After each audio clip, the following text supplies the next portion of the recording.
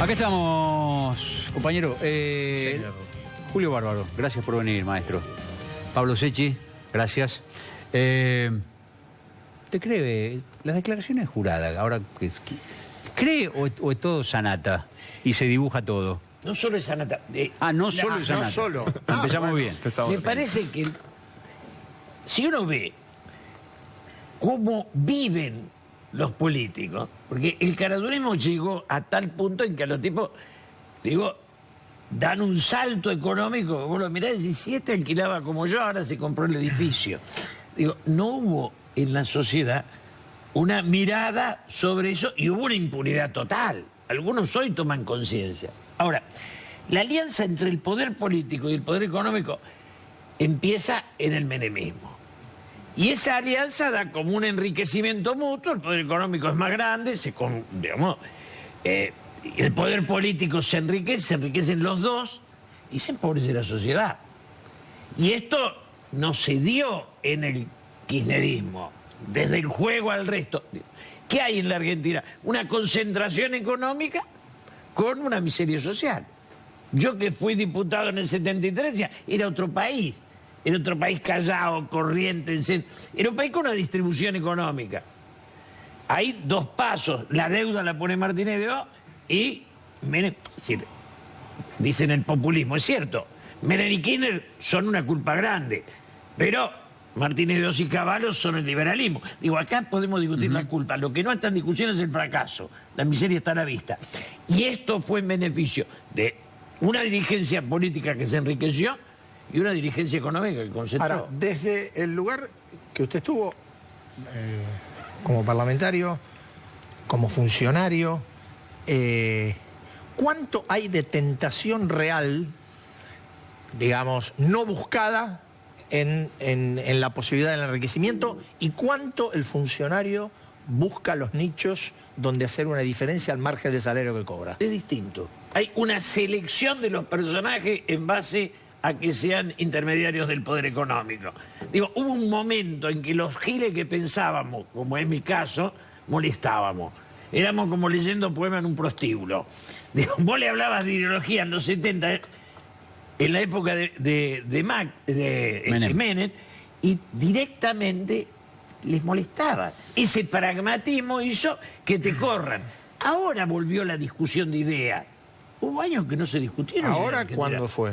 Hace 4 o 5 años, cuando empieza la televisión, no la trajo el kirchnerismo, lo trajo la sociedad. Cuando la sociedad empieza a darse cuenta que sin política se suicida y empieza a debatir. También mira la vida de los funcionarios, que antes no la miraba. Entonces había Bueno, porque también se exhibe mucho más. Digo, hoy tiene una visibilidad la vida pública que no tenía hace, claro. Y además 5 o 10 años. Y además si leen, piensan, escriben, digo, ya se desnuda. Vos encontrás hoy, el Parlamento del 73, cuando yo volví en el 83, ya la caída era grande. Digo, ya había un bajón del nivel intelectual. Y después siguió. Total, para levantar la mano enyesada y obedecer a Zanini, no tenías que haber leído a Toynbee, ni a Hegel, ni a nadie, ¿o no? Ni a Dostoyevsky. Ni a Dostoyevsky, ni al Villiquen. ¿Cómo se ve desde una ONG, Secchi, esto? Se como ve, poder ciudadano. a ver, me parece que los dos temas que tocó el doctor son interesantes. Por un lado, la calidad de los legisladores. Lo que se ve es una calidad realmente muy mala en los discursos, cuando lees los proyectos que escriben ciertos proyectos, por supuesto. Tenemos en este momento 300 y pico de tipos insultándonos a todos. Está bien, estamos acostumbrados. Que son los legisladores nacionales. No hay ningún problema. Pero la verdad que la calidad es muy mala, salvando... Por favor, no son todos, pero hay muchos que tienen una calidad muy mala en cuanto a la redacción, en cuanto a las propuestas, etcétera. Y por el otro lado, el tema patrimonial. Y ahí entra el tema de cuando el político tiene discrecionalidad en la utilización de recursos públicos. Y ahí es donde se empieza a complicar la cosa. Cuando no hay organismos de control que controlen a los funcionarios públicos, cuando la evolución patrimonial, a pesar de tener con muchísimas falencias un sistema de presentación de declaraciones juradas, durante muchísimos años la Oficina Anticorrupción no hizo absolutamente nada, cuando hay ya mecanismos electrónicos, mediante computadora, etcétera, que se puede ver la evolución de qué presenta cada uno de los diputados, cada uno de los funcionarios públicos. El problema es cuando no se controla, y el problema es cuando hay cada vez más discrecionalidad en la utilización de los recursos públicos y no funciona la justicia, no funcionan los organismos de control, entonces indudablemente hay un crecimiento patrimonial de muchísimos funcionarios. Les vamos a mostrar a ustedes y al público un ranking un poco arbitrario arbitrario en el sentido que cortamos en los políticos que presentaron las declaraciones juradas más jugosas, más robustas. Este es un ranking de políticos que declaran tener el dinero que declaran tener. Lo vemos. Los políticos más ricos de Argentina. Según las declaraciones patrimoniales presentadas ante la Oficina Anticorrupción y el Ministerio de Modernización, Roberto Basualdo, senador por San Juan, es el político más rico de Argentina con 182 millones de pesos. En segundo lugar se ubica Francisco de Narváez, con 166 millones de pesos.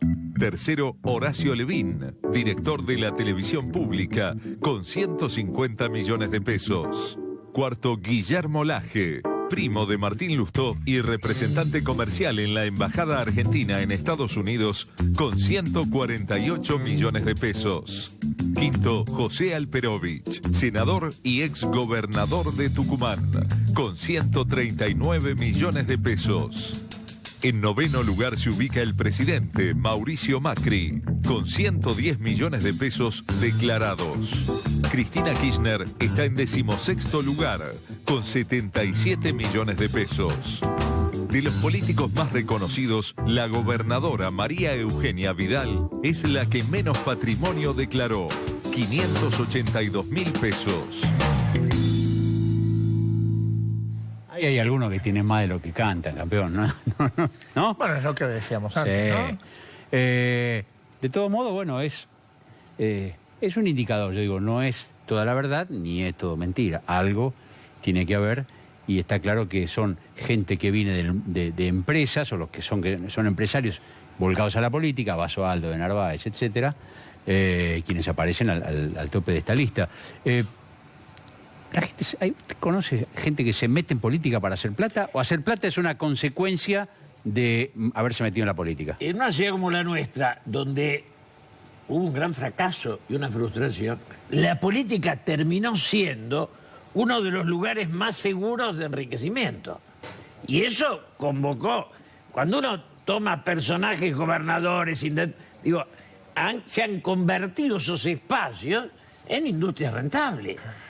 Y por eso se abrazan tanto al poder. Si fuera sacrificado hubieran abandonado los 4 años, ¿o no?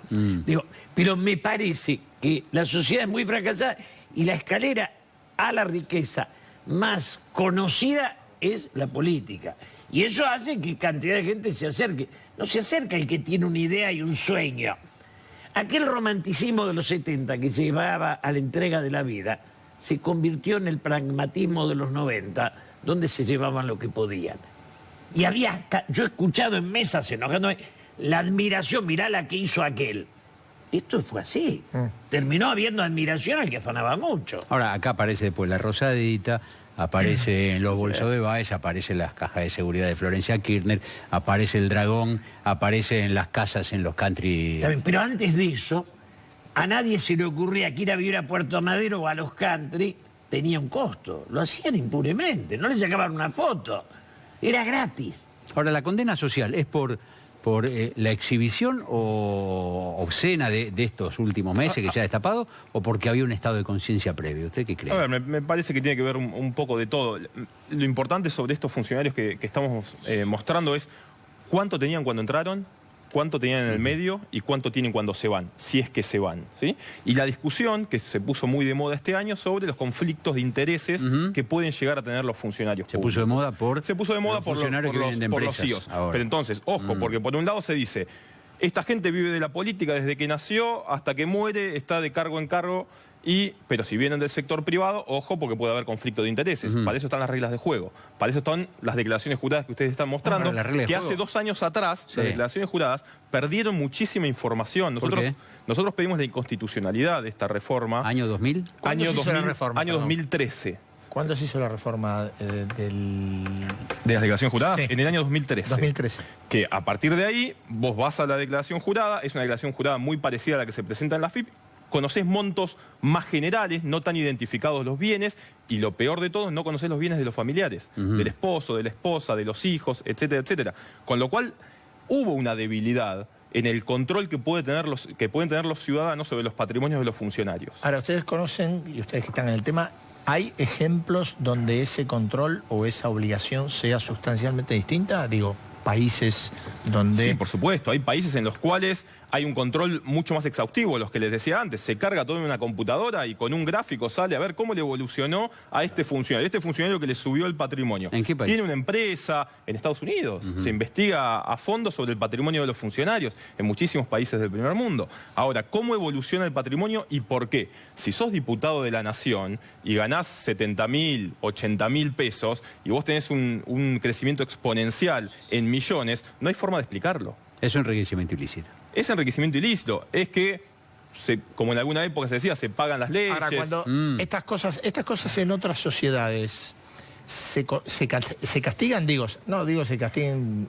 judicialmente, pero se castigan políticamente, porque la sensación que da es que no hay mucho castigo político para esto. Si son cosas que no, bueno, si son los bolsos de José López, sí, pero si son cosas de este crecimiento patrimonial o crecimiento patrimonial encubierto, uno tiene la sensación que no hay tanta conciencia del castigo. En Argentina nos ocupamos de la corrupción cuando hay o empieza a haber una crisis económica. Mientras las cosas están bien, la corrupción no preocupa demasiado. El tema de fondo es que si hay vocación política, uno no transita la ambición económica. Digo, no todos tienen la misma ambición de la guita. Hay una cantidad de personas para las cuales lo intelectual, hay toda otra cosa que nos llena.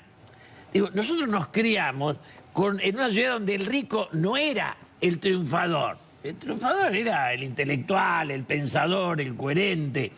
Y yo todavía creo que hay muchos que desprecian la estructura del rico. Yo con la mayoría de los tipos ricos que conozco no tomaría ni un café. Son un embole total. Pero digamos, hay como una valoración del otro espacio. No es que el funcionario es un tipo que no lo dejamos robar. Hay cantidad de individuos a los cuales no nos interesa ese espacio de la vida. Esa variante del éxito económico no nos parece la lograda. Ahora, aquellos que tienen ambición de poder, y no lo digo solo por el ejemplo de Néstor Kirchner aquí, puedo remitirme al ejemplo de Felipe González en España, sí, o el mismo Aznar. Aquellos que tienen ambición de poder sostienen que es muy difícil esa lucha, y sobre todo la lucha cuando uno no está en el poder si no se tiene plata. El Pepe Mujica es el ejemplo. Bueno, yo esto lo discutí con Néstor Kirchner, tengo testigo de mi discusión. Él decía el poder es interior, yo decía el poder es la conciencia. Digo, el Papa es el mayor poder. Es decir, la conciencia es el poder, no la guita. Si yo acepto que el dinero es más que la política, entonces renuncio, soy un frustrado. Yo creo que la política es superior a la ambición de los ricos, que si no la conduce fracasamos. Vamos a ver cómo quedó el ranking de los diputados nacionales hoy en ejercicio y sus declaraciones juradas. Los diputados más ricos de Argentina. De los diputados más ricos, en primer lugar se ubica Eduardo Costa, UCR Cambiemos por Santa Cruz, con 135.369.864 pesos. Segundo se encuentra Máximo Kirchner, Frente para la Victoria por Santa Cruz, con 42.373.233 pesos. Tercero, Héctor Recalde, Frente para la Victoria por la Provincia de Buenos Aires, con 36.332.400 pesos. Cuarto, Maurice Clos, Frente de la Concordia por Misiones, con 29.480.139 pesos. Y en quinto lugar se encuentra Pablo Torello, Pro Cambiemos por la Provincia de Buenos Aires, con 24.348.481 pesos. ¿Qué tal?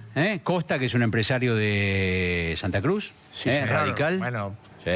Máximo Kirchner, que es un empresario de Santa Cruz. también. Recalde no. Recalde es un abogado. No es de Santa Cruz. Es un abogado exitoso. Sí. Ese sí que es un abogado exitoso. Linda lista, ¿Qué hacemos con esto? una de las preguntas es, ¿quién financia la política en Argentina? ¿Sí? ¿Y cuánto dinero se necesita para ser político? Hay casos honrosos, no hay ninguna duda de eso. Pero si no nos empezamos a preguntar, ¿quién es el que sostiene el sistema económicamente? ¿Quién es el que pone un candidato? ¿Alguna pregunta un poquito más bajita? ¿Cuánto cuesta estar en algunas listas? Siempre se va a necesitar gente de plata para participar en política. Si no, para trepar, para avanzar, es mucho más difícil. Bárbaro. Julio. Yo creo que si recuperamos la vigencia de la idea, el dinero pierde. Ahora, sin plata hay que pagar todo, sin idea hay que pagar todo. Pero si la idea vuelve a ser central en la política, el dinero pasa a ser secundario. Y salimos de esta estupidez de que el que no roba es un gil. Digo, me parece que la política está por encima de la ambición económica. Gracias a los Gracias, dos. Tendríamos que hablar 2 días de esto, ¿no? Está María Eugenia Vidal en el estudio, no sé si le habíamos contado. Venimos en 2 minutos y estamos con ella en Código.